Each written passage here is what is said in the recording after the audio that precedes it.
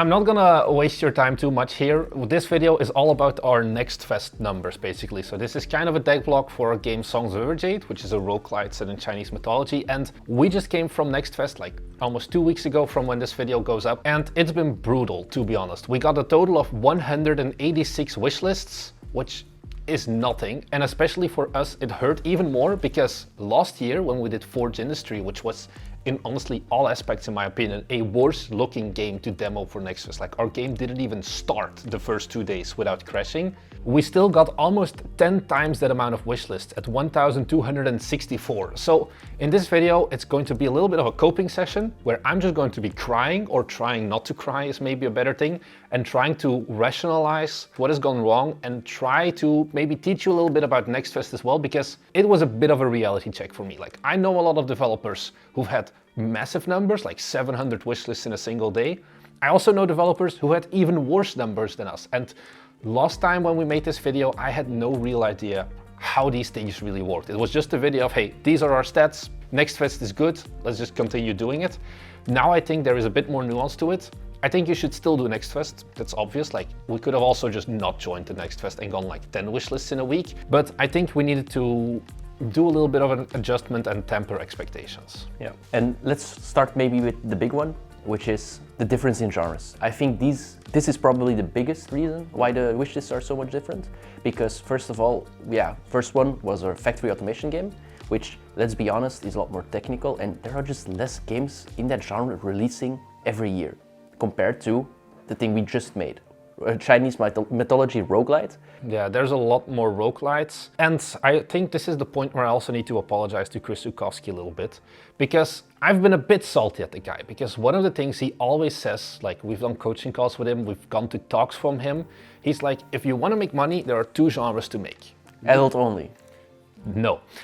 Horror games and crafty simulation automation kind of games is what he calls it. And I'm sitting there, like, whenever he says that, like, seething, because I'm like, we did that. And our game, like, didn't perform that great, like, at all. Like, it was still all right now looking back, but now it's well above average compared to most indie releases. Yeah, now we realize that, hey, actually, we did really good for having such a bad game. I know you guys like to say that it's a bad game, so I'm just gonna, like, jump in. I agree. So I think the genre did an immense amount of stuff, because especially with Next Fest, it's about potential. It's about, oh, this looks like something interesting, it's going to come out soon. We'll go into the window shopper stat soon as well. And I think there's more interest in these kinds of automation games, and Next Fest has this thing where, sure, the demo may not be too polished right now, but I still like this kind of game, let me wishlist it. Whereas, who wants a roguelite? Honestly, I feel like not that many people still want roguelites, or at least there's a lot more competition with it. Yeah, it's a lot harder to stand out because, like, even if you make a good roguelite, there are so many great roguelites out there that, yeah, good luck competing with Hades or whatever. You can't match their style as an indie. Okay, you can, but not in a We can't. Yeah, we can't, and definitely not in a small, like, scope.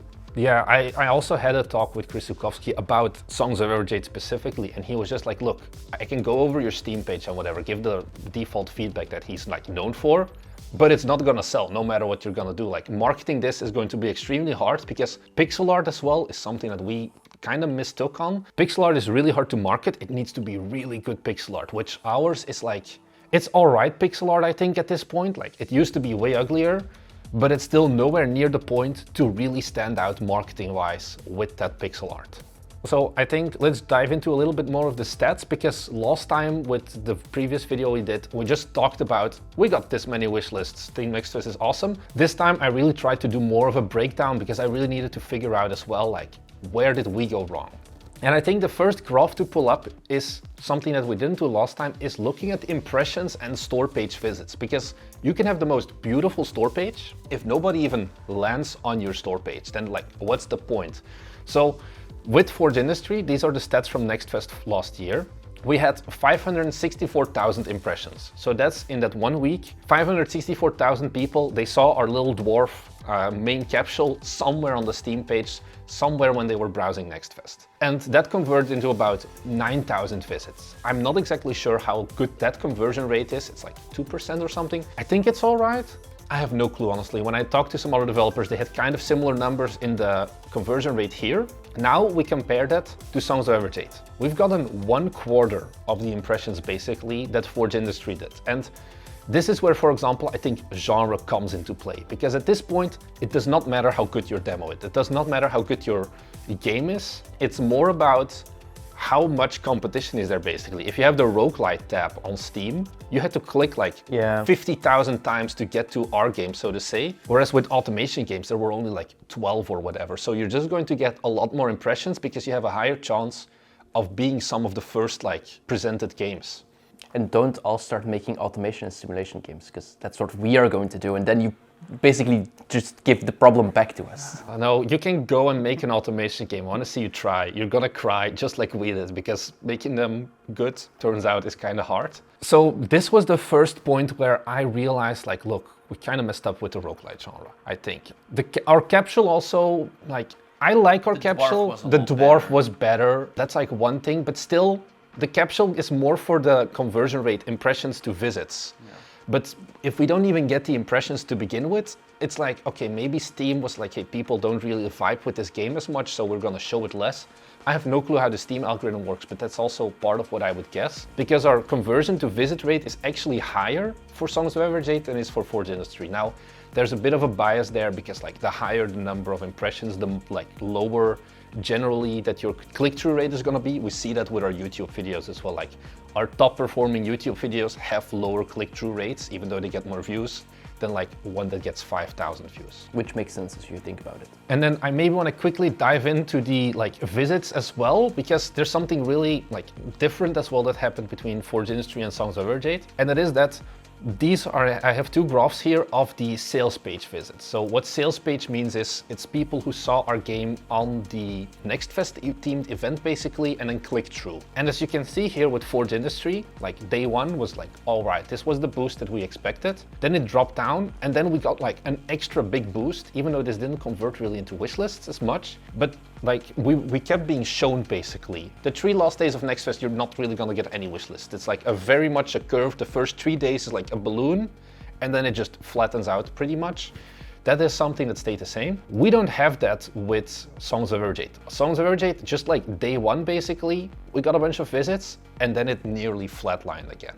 Yeah, it's probably because not a lot of people were either wishlisting it or whatever. I'm not sure how the Steam algorithm works exactly, but this is probably my guess, because like it gave it a shot.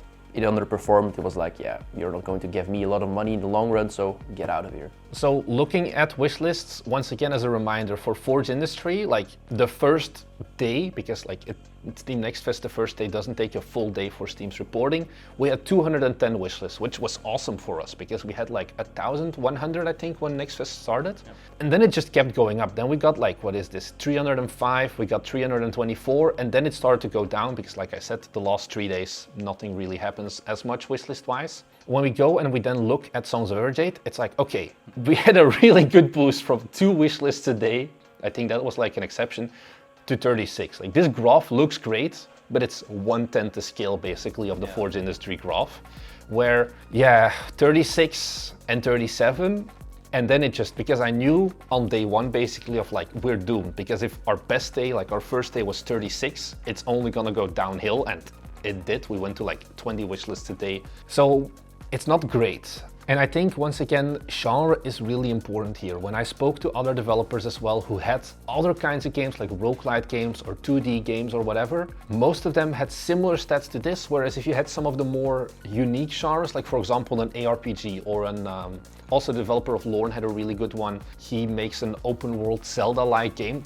People love that shit. Like they had really good wish lists, but I think if you don't make something that is like really out there, that is really something that there isn't much of, like honestly, who asks for another roguelite at this point? Then you do have a lot more issues in getting those conversions. One thing that I still want to talk about as well is demo plays, because we had that ratio of, okay, Forge Industry got 4 times as many visits and it got 10 times as many wishlists, but percentually, Songs of Everjade actually had a higher ratio of people visiting the game page and wishlisting it. I think we got about 120 people who played the demo, and that gave us like 140 wishlists. Whereas with Forge Industry, we had like, these stats are harder to find because I can't like go back in time, but as far as I remember, we got about 200 genuine demo players. And that gave us 1,000 plus wish lists. So that gives me also more of the idea of, hey, people just wish list for the idea, for the vision you have for your game. Like, hey, this looks like it could be a good automation game down the line. Whereas with roguelites, it's like, look, this is another roguelite. Why should I play this instead of like Warm Snow or some other kind of game? And I think we kind of messed up there.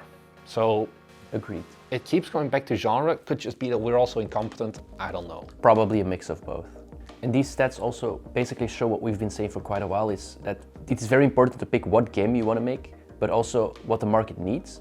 We also mentioned that Forge Industry was a very good first game for us. Then we said we just wanted to make Songs of Everjade, and then the third game is where we actually think about what would fit and what we want to make together.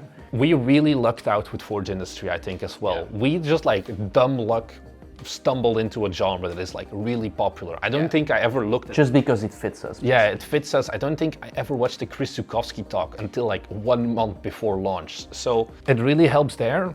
We've basically just looked at a lot of stats. We know we are doomed. What the hell are we going to do about it? Yeah, I think first of all, you probably have commented at this point of like, I saw this coming from miles away, like Songs of Everjade is an ugly ass game and nobody asked for it. I think I still want to defend ourselves a little bit. I think Songs of Everjade was like commercially not the biggest, brightest idea we had, but it was something that was good for us because we needed to learn Unity. That was our goal, having a short scoped game just to learn how does Unity work more, like, you know, the technical stuff. But we always knew it was going to be really limited in the scope because now our team has actually expanded and we have some 3D artists. We'll dive into that in a second as well. So Songs of Everjade was never supposed to be like a game that we put in like 3 years to polish to perfection and things like that. So we always had some limitations really. Neither did we actually expect it to like become a big success. Our goal was basically to match Forge Industry. Okay, that goal now seems optimistic, but if you set your goal basically to just match what you did last time, and last time was okay but not that great, I think that's pretty realistic. Yeah, remember Forge Industry is still earning money. So like if we can just stack it up, like you guys, like I think we also mentioned there's like the talk of like 11 years of game development and you just make a whole bunch of games and it like stacks up. Yeah, the guy that makes like the click games, the GDC talk, he will link it. I will put it on screen right now. So look, we knew Songs of Everjade, like, okay, wasn't gonna be a massive success. Some of you guys liked the concept. Some of you guys like gave us very long pieces of feedback that were really solid as well of like, hey, there's a lot of stuff that needs to be done. And now that I've gotten that Steam Next Fest reality check, I'm with a big question. What the fuck am I gonna do with this game? Kill it before it lays any eggs. Because we're in a complicated stage right now. So up until like last week-ish, William was still working on Songs of Everjade together with me, and then we had our artist that we just sent stuff over to for the style maps mostly. And I, like a real captain, abandoned the ship very long ago. Yeah, because we also started working on a next game, which is back more in that like management game style. It's a genre that fits us a lot better. Yeah, but that means that, okay, we now have 2 artists and 2 programmers and then like a little bit of me working on our next project already. So that means that there's like 75% of me that's available still to continue working on Songs of Everjade. And I looked at it and I'm like, I'm so fucked because sure, we can reduce the scope, but at this point we have some really critical issues, such as honestly combat, it doesn't feel great. And changing combat is something that you can't just do in a day. Yeah, we basically have 2 weapons. One is too floaty, which is a sword, and the other one people say it's like takes too long to attack. It has too much feel basically, which is like, great, we nailed neither. So that's problem 1. Problem 2 is, okay, we now have 1 stage somewhat done, the gardens, but we need another 2 stages. Okay, that one we can still live with, of like, hey, that's like a few $100 in tile maps and we have our 3 stages. That was something that, hey, we can just pump out the 3 stages and release the game. But then I realized our enemies are garbage. Like one of the main points of feedback we got as well is our boss fight, which is the turtle thing. To be fair, it's valid criticism. It's very valid criticism, but getting art made for that, like sprite sheets for bosses, that's what we really kind of mistook upon ourselves, is pixel art takes a lot more time and a lot more skill than we thought. We were like, oh, pixel art is like, oh, you just click some things and voila, you have some nice art. Guess not, but hey, we're programmers first, as you may be able to tell at this point. So now we're reaching the point where I personally am not even certain how far like we can keep releasing this. Also, we have a really uphill battle marketing wise. Even if we get more enemies, even if we get more bosses, it's a roguelite. And if that genre trend continues of, hey, we simply get 1/4 of the impressions that Forge Industry did, is it worth doing that additional investment? Because if we do that investment and we do reach the same number as Forge Industry, we would have lost money. Like Forge Industry, if we don't count our time, was a really cheap game to make. Like, I think we bought like a few assets and that's it. Like no real big pieces of art that were commissioned. Whereas all of the art now, because we realized we suck at pixel art, has to be commissioned. And characters can easily cost $150 to $200 per character. We want to have like at least like 5 to 10 different enemies still. And I know asset packs are a thing, but asset packs don't really fit. No, that's the problem, because we have that very specific style that we want to go for. We don't want to make a generic fantasy RPG kind of game. We want to have that more Chinese Eastern style, which means that our enemies, for example, can't just be generic soldier number 2 or whatever, or some random slime, and then getting like the pixel aspect ratios, they're often not fully matching. So now I'm like, what the fuck do I do? So if you want an answer to that, luckily for you, we don't have an answer to that in this video. We will probably come back to it at a later point. If you have any ideas, you can always share. We have some options in mind. Yeah, let's go. Maybe you can go through our options. Yeah, first one is... Because we still have like somewhat differing opinions. So honestly, we're like, you're our relation therapist. Like we are like fighting of like, I kind of just want to sunk cost Songs of Everjade. I don't know what I would do exactly, but like kick it out of the door as fast as possible, but it's not going to be a good game, I think. Yeah.